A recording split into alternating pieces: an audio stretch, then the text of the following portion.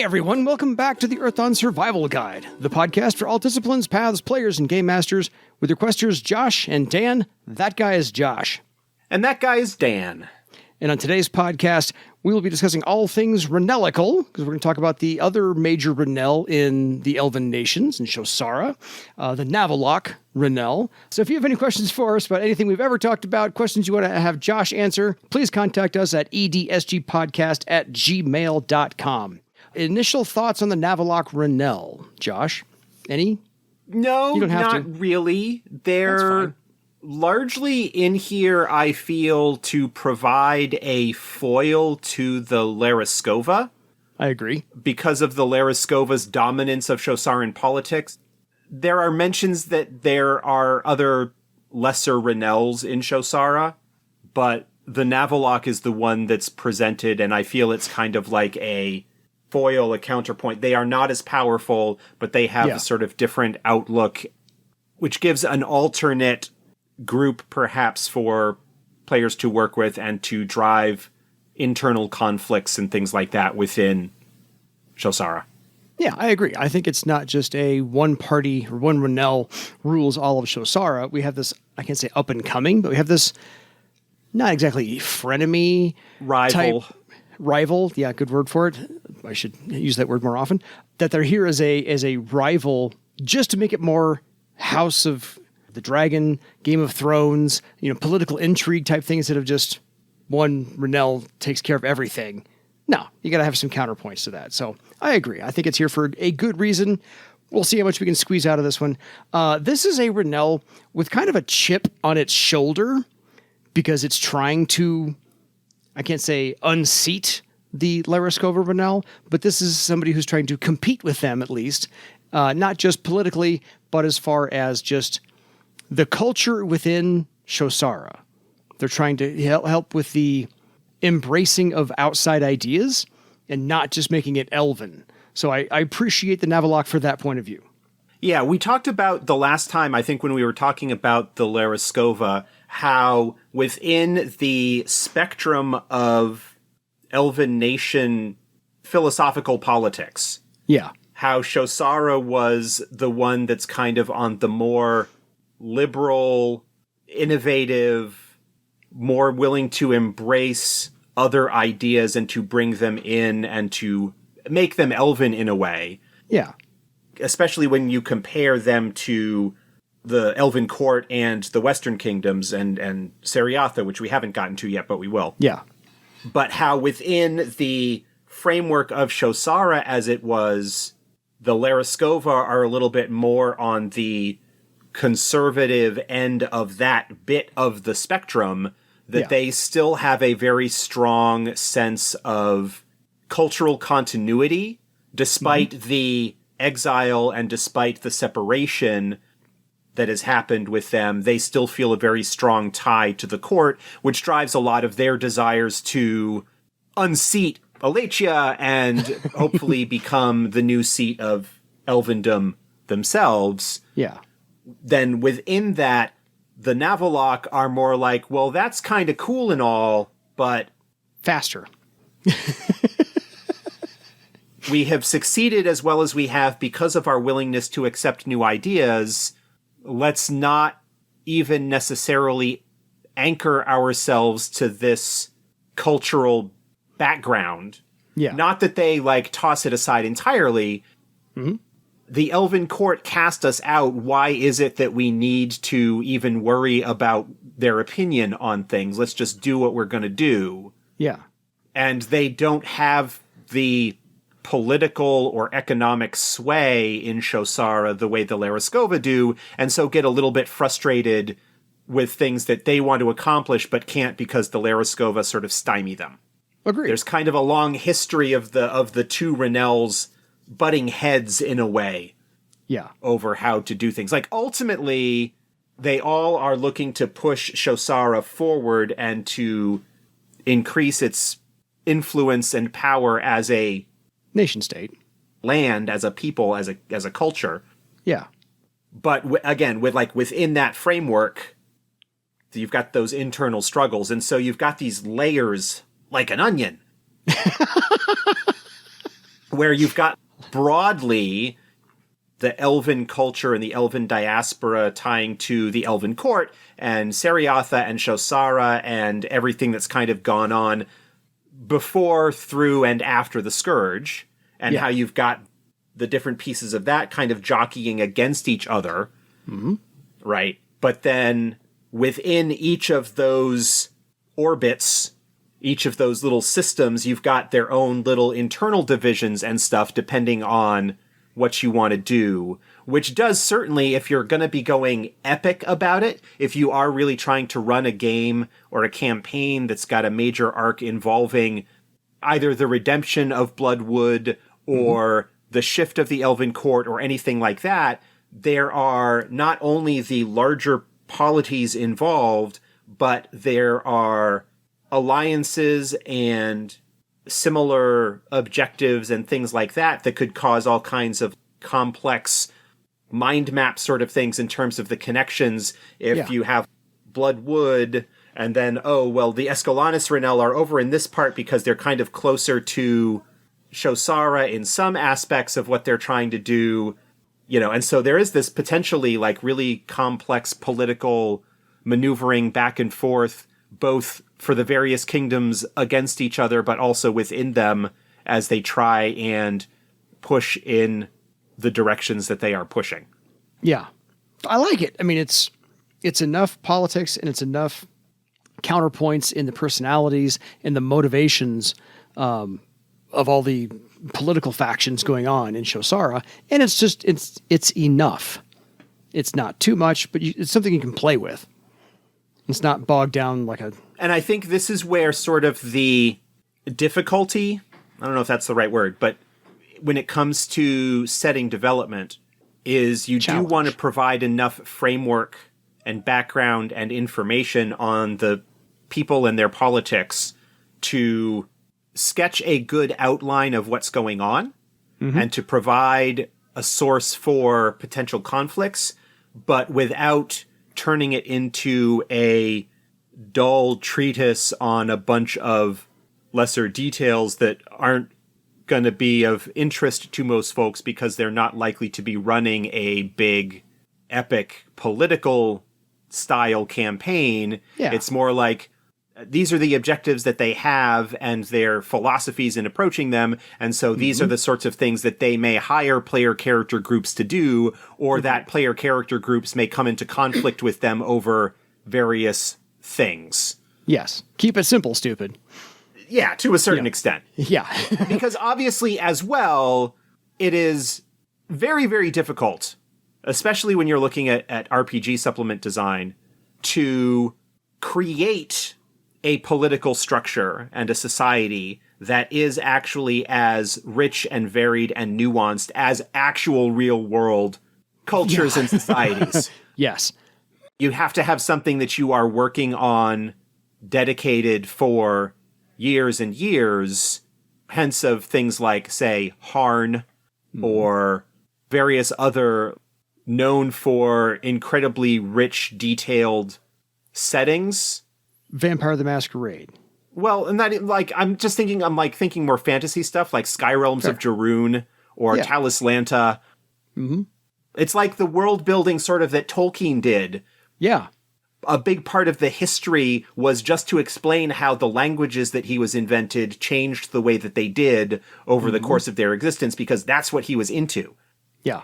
And so you get somebody like M.A.R. Barker writing a fantasy setting, getting deep into the weeds on all the stuff that he is fascinated and interested in, and generating a really rich and unique and fascinating setting. But at the same time, that's all fascinating, but what am I supposed to do with it? Yeah. And so you need to kind of usable at all. walk that line and provide enough usable stuff and enough of a framework for game masters to go, ooh, that's interesting, and to be able to hook their own ideas onto it. Or if they come up with an idea, they can look through and go, oh, that fits really nicely with this bit or whatever. Yeah. And kind of going from there. So let's get into the bits, since we've spent 9.5 or so minutes getting around the bits about the Navolok Ranelle. Let's get into the actual nitty gritty here. So this Ranelle differs entirely, and we talked about the political perspective and the cultural perspective. And then since they have a chip on their shoulder about the Laryskova Ranelle, the main place that these two differ is that the Navolok possesses an even stronger ideal about egalitarian distribution. And so they've handed trade patents, land, and titles to non-elves, which I don't even think the Laryskova have done. If they have, it hasn't been very much. Yeah, not to the extent that the Navolok have. Part of the thing is, and this is another reason for the friction between these two Ranelles, is that if you'll recall from our discussion sort of Shosaran history, that when Shosara was declared separated, a lot of the Laryskova left and went back to the wood. Yes. In support of the queen's decision. And the Navolok were the ones more or less that stayed behind. Yeah. He said, no thanks. And then when the Laryskova got exiled because of their attempts to undermine the queen, they showed up and were able to flex a lot of their power, both from a political and economic, but also a cultural perspective, because of their ties to the founding of Shosara in the first place. Yeah. And that's something that the Navolok have, as you said, a chip on their shoulder about. Because, great, yeah, so you guys left us to our own devices, and then when you weren't welcome down there anymore, you came up here and decided to throw your weight around, trying to, in some ways, prevent us from continuing what we have always been doing for the past several centuries in terms of our progress in egalitarianism and the less elf supremacist kind of stuff. Yeah, exactly. So, and since they've handed out all these trade patents, lands, and titles and so forth, it's more that they really and readily accept and rely on other name givers besides elves. And so they really are trying to make this, I can't say a utopia, but, everybody's welcome, everybody's accepted as long as everybody does the work. What's wrong with that? Yeah. So really forging an identity as their own identity as Shosarans rather than as elves first. Rather than as subjects of the court. Yeah. Their thought is, you declared us no longer elves. We didn't do anything wrong, so we're going to keep doing what we're doing because it's working for us, and if you don't like it, well, that's not our problem. Exactly. Yeah, you go do your thing, we'll do our thing, have a nice day. So, yeah, we'll do us over here. Which you said earlier, the founding of this entire Ranelle, the Navolok Ranelle, goes way back to the separation, and you can expand upon this in a second or so. The Navolok is a Kistovan or human word. So the elves even did a bigger middle finger to the queen by taking on a human name for their Ranelle. And specifically chosen to defy the Wormwood elf nobles. So yeah. That's how much of the big separation is with Wormwood. We're going to take a human name, really just to dig it in a little bit deeper. Yeah, again, just like the almost, it's not really the right tone, but almost like, it's not adolescent, it's like young adult. It's okay, we are forging our own identity. Yeah. We are going to figure out who we are and what our beliefs and ideals are as a people, and that does not go along with the elves overall and elves exclusivity that the Wormwood Court laid down. Yeah. I can't say it's an act of defiance, but this is more of an act of independence. So to your point about the juvenile or the teenage years, whatever, it's one of those, okay, fine. I'm not welcome here. I will strike out on my own and rename this my way. So I have no problem with it because, again, I like how this Ranelle kind of builds itself.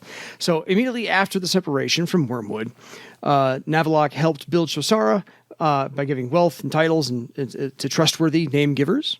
Trustworthy name givers being the point there. They solidified the Grand Assembly and allowed citizens to vote on all matters. So again, the embrace of democracy instead of just the elven monarch rule. And they hired local warriors this is where they were instrumental, to repel bandits and protect the far-flung settlements on the shores of the Gwyn Sea. So while the Laryskova was doing all the nation building within the city limits, the Navolok Ranelle took care of everybody else. Well, and the Navolok were doing that while the Laryskova were largely gone. This is sort of in the early years after the separation. A lot of the Laryskova just pulled up stakes and returned to the wood, taking all of their power and influence and everything with them. And so the Navolok, in a sense, grew up to fill that power vacuum that had been developed, which is, again, a source of where some of the friction with the Laryskova comes up, because you left, we put the pieces back together and move forward, and then you come back and expect things to go back the way they were. Yeah. So, grr. Yeah. This is It's not that it's necessarily antagonistic in terms of, like, they are really butting heads. It's more of just a cultural friction idea. They all want to move Shosara forward as a nation, as a people. It's just the ultimate objective of them, of each of these two sort of major power blocks within Shosara, have their differing objectives. The Laryskova are largely still hung up on Elven Court politics and everything that has been going on there for the past several centuries, whereas the Navolok, influenced perhaps by the larger percentage, and they're working with both the Kistovans and other name givers in the area, have moved beyond it. Yeah. It's kind of like, hey, stop obsessing over your ex-girlfriend. And we know that the way you've been doing things is a hard habit to break. However, come join us over here. We don't have that bad habit. We're not happy that we have to deal with your baggage over this. We've put it past us. Yeah, so that's part of the chip on their shoulder, or at least one of the chips. Here's a secondary chip. I hesitate to draw parallels, but it's like the adult children coming out of a not great family relationship.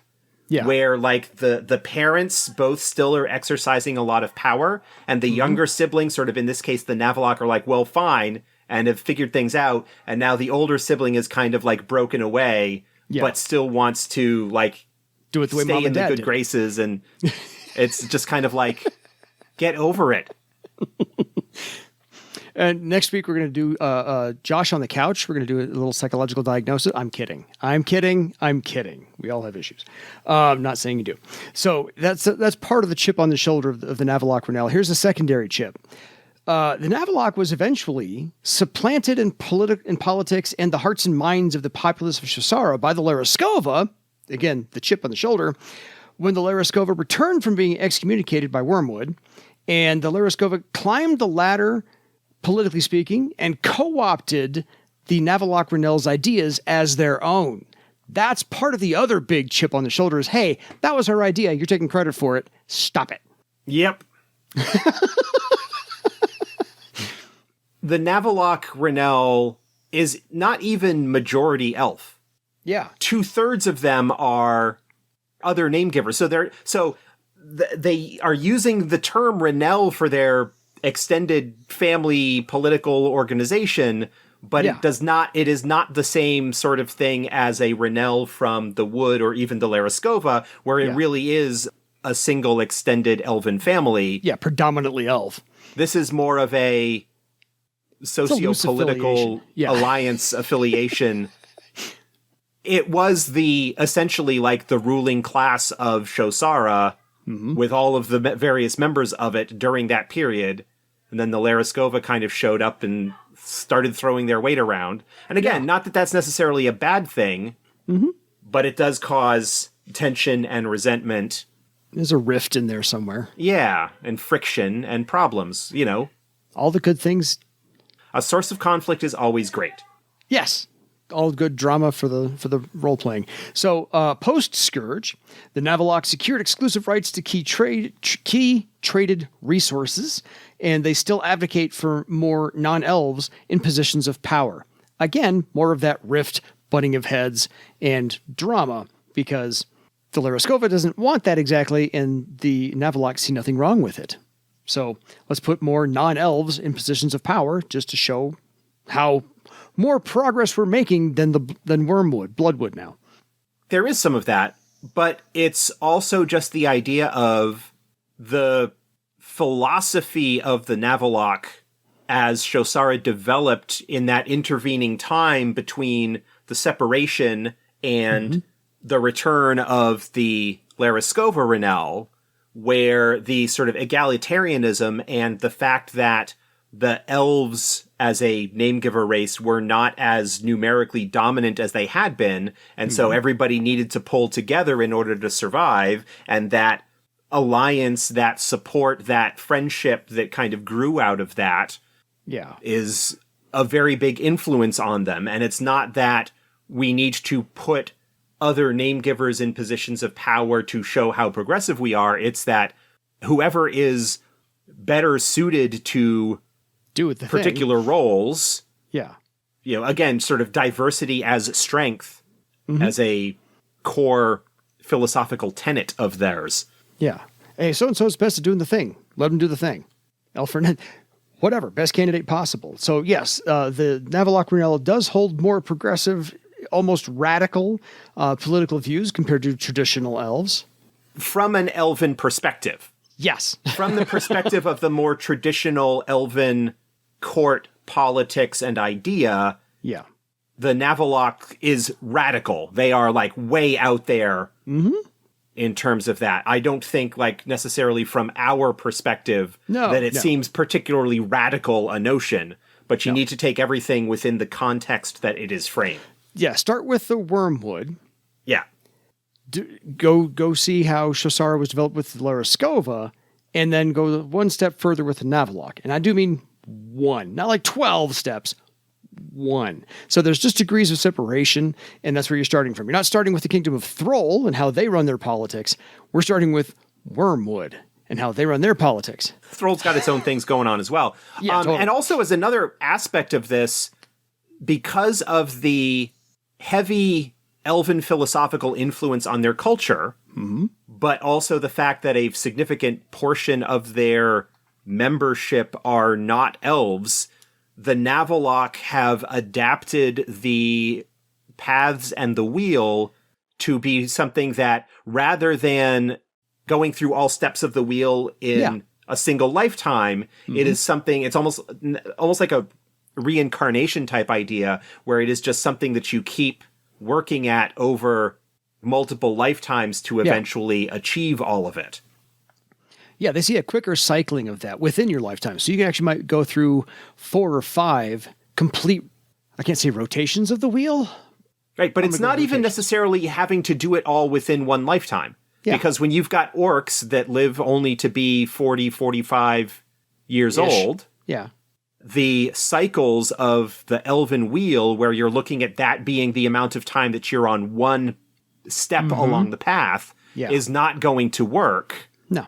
Oh, gee, with that lifetime, if we want to go, we're going to have to make a change every 2 or 3 years. That's not going to happen. And so it's more of an abstract idea, and perhaps something that some members of it are like, well, on this turn of the wheel, I am on the path of wanderers, in a sense. And so then when it comes back around again, because I imagine there certainly would be, given the presence of ally spirits that at least appear to be or claim to be dead name givers, that there is a sense of a soul persisting beyond death.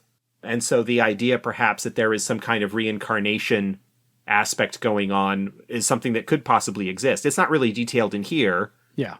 It's enough to let you know how to play around with it. Yeah. That there's, fewer plateaus, not a lot of stagnation. It's a quicker cycling through things. And so it's not the same as the other elves. And so it gives you enough to play around with without getting too specific. So you've got a very loose framework on the idea of the wheel within the Navolok Ranelle. So the Navolok also, by the way, funds artists and magical scholars, just like the Laryskova does. But of course, because it's the Navolok Ranelle, they fund those kind of on the fringe a little bit, slightly more radical views here and there. And so, yeah. Pushing the boundaries not a little more blatantly. Yeah, just the ones, the Laryskova chose you. Well, we'll choose that guy over there in the corner who's a little bit different. And, yeah, we'll take that guy. So, they sponsor their fair share. As the Renaissance showed us, yes, nothing is better for cultural growth and the explosion of arts and culture than rich people funding artists to basically do diss tracks of each other. Yes. Commissioning an artist to do a piece that sort of is a satirical work undermining a prominent member of a rival merchant house or whatever. Mm-hmm. There's plenty of that sort of thing that can go on. Yeah. This is like a very bad rap battle throughout history. So this basically all culminates with who's in charge of the Navolok Ranelle, and that is, of course, Grand Prince Zenovi Navolok, who is a trained troubadour. He has rapidly consolidated power, not necessarily in the Ranelle, but for the Ranelle, because he's all about Ranelle, and he's leveraged his web of alliances with non-elves, and so he's absolutely made play of everybody around him he can possibly get involved, because, when you're backs up against the wall, you kind of grab every tool that you possibly can. So everybody around him is involved in his alliance. Yes, and that tool involves ideas that he is inspired by from the Council Compact. He is very fond of the Throlic delegates to Shosara. Yeah.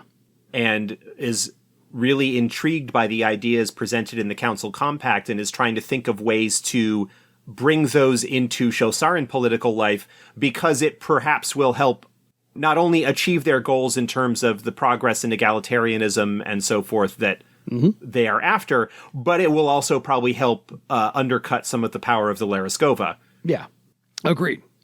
Because that's part of their whole deal. Yeah. Again, not that their objective is not to undercut the Laryskova more than by promoting their ideals, they moderate the imbalance of power that exists that the Laryskova hold within broader Shosaran society. Well put. I could not have put it that succinctly. I'm not sure that made sense. It did to me, which doesn't say a whole heck of a lot. But listeners, let us know. Listeners, let us know. Otherwise, so yes, Grand Prince Zenovi Navolok wishes, this is how radical he is, wishes to name a human as his successor when he goes to step down. To be in charge, yeah. This is one place where the Navolok Ranelle is still somewhat traditionalist.